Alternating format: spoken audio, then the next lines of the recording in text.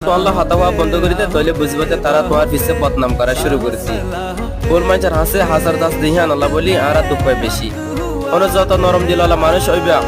তত অনেক দুঃখ বেশি হইবা মানুষ চিনা শুরু করিলে এন্দে বন্ধগিরে হমি যাগই জ্ঞান হইলে সই নিজের ওয়াইফরে চিনি বাদে হিবার কেরমাজ করালই নিজের হাজবেন্ডরে চিনি ফারি বাদে অনত অসুখ হইলে খানা পিনা যত দামিও বুক